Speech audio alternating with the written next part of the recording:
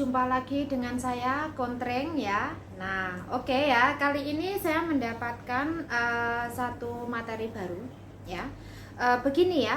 Mungkin teman-teman yang majikannya positif, ya kan, dari aplikasi Stay Home Live itu ya, dimana terlihat kalau ternyata Anda memang ada salah satu anggota keluarga di rumah tersebut memang positif. Kalau majikan Anda sudah melapor ke pemerintah datanya, secara otomatis Anda akan mendapatkan SMS dari CHP atau Central Health Protection, di mana teman-teman harus mengisi sebuah link, yaitu link apa? Nah, di situ adalah link di mana teman-teman harus mengisikan ya, yang notabene menggunakan password 6 angka ya, 6 angka dari nomor Hongkong ID Anda.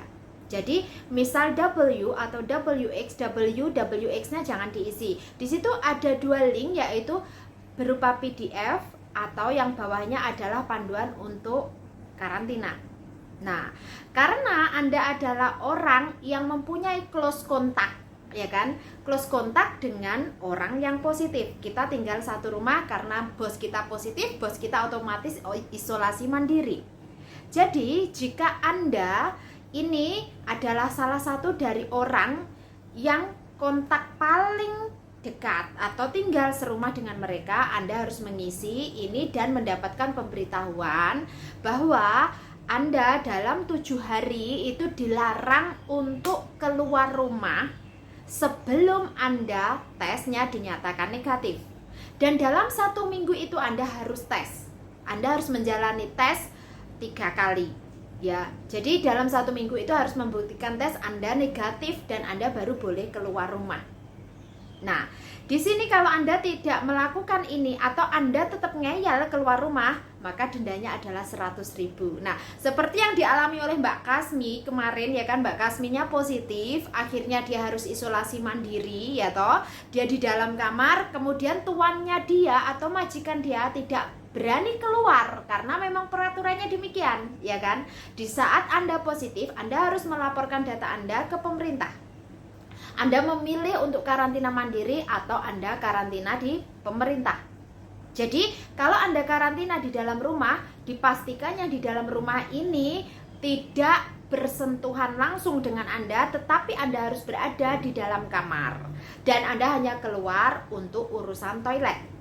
Dan tidak boleh bersentuhan langsung. Nah, ini yang perlu diperhatikan oleh teman-teman. Dan jika Anda positif dan yang lainnya juga positif, Anda juga yang lainnya adalah negatif, Anda harus juga menjaga jarak dan harus memakai masker meskipun di dalam rumah, ya kan? Nah, di dalam kamar dan Anda boleh melakukan aktivitas Anda hanya di dalam kamar Anda. Nah, tetapi di sela-sela itu Anda juga tetap harus bergerak, ya kan, dalam artian tetap olahraga, jangan terus tidak bergerak dan tidak melakukan aktivitas sama sekali ya.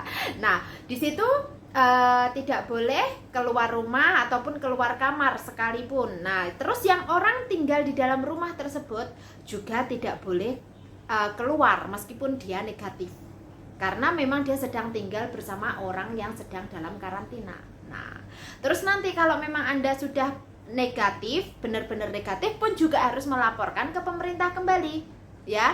Dan Anda juga ikut tes kepada tes community center untuk membuktikan bahwa Anda memang benar-benar negatif lagi. Jadi dinyatakan Anda sudah sehat, kemudian Anda boleh beraktivitas secara normal kembali. Nah, karena ini adalah sebentuk perhatian dari pemerintah, anggap aja sebentuk perhatiannya dari pemerintah.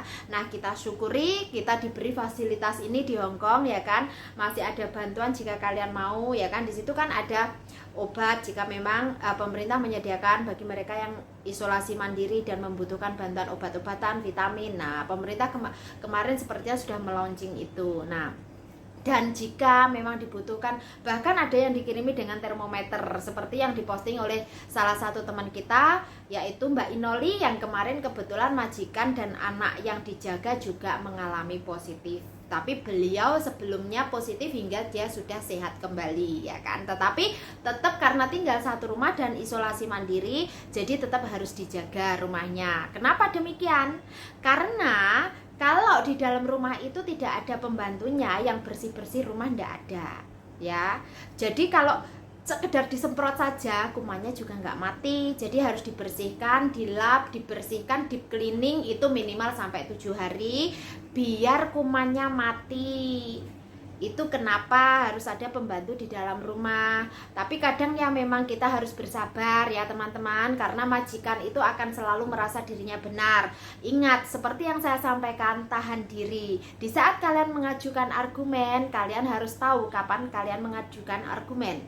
Jadi jangan mengajukan argumen dengan tanpa dasar, nanti malah kalian kena nyasar, kan seperti itu ya. Nah, jadi di sini yang sekali lagi double sabarnya, apalagi kita berurusan dengan majikan yang juga membayar kita. Nah, kecuali kalau kalian, nah seperti saya beda ya, karena saya lebih observasi dan saya lebih menekankan diri saya harus lebih jeli dan saya harus maju selangkah lebih dari majikan saya. Nah, seperti halnya hari ini saya pun meminta majikan saya keluar, ada janjian dan tinggal di luar 1 malam. Saya menyatakan apa?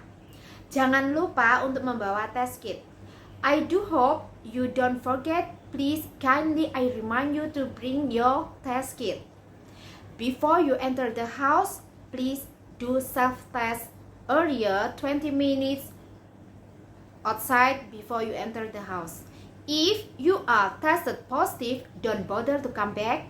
If you are tested negative, then please I let you in. Itu jawaban saya. Jadi kenapa kemarin saya harus maju? Karena saya melakukan lebih dulu, jadi majikan saya tidak bisa menolak. Nah, di sini gunanya kita harus observasi. Nah, di dalam beberapa minggu ini, perang antara pekerja dan majikan masalah ini sudah sangat memanas. Dan jika mungkin majikan yang positif dan harus isolasi mandiri, kita pun juga harus tahu diri. Kita juga tidak boleh melanggar aturan, kita melayang kemana-mana di luar sana, ke pasar atau kemana-mana tidak. Nah, kenapa saya menyarankan teman-teman lebih berhati-hati, lebih observasi, bahkan mentop up mentop up beras ya kan, jahe, yongchung, sayur, telur, karena kita nggak tahu kalau ternyata kita menunggu hari dan kita pun juga dinyatakan positif, tidak ada yang maisong. Bisanya online, beli online pun bisa kalau memang majikan Anda mau ya kan. Jadi di sini mungkin ada beberapa opsi di mana boleh belanja online, ada yang fresh. Nah, biasanya juga ada tapi mungkin harganya sedikit mahal, tergantung majikannya mau apa tidak. Kalau majikannya tidak mau, yang penting Anda ada beras, itu insya Allah bisa cukup untuk teman-teman makan ya kan. Nah, biasanya sih kalau lidah Indonesia itu mudah sekali.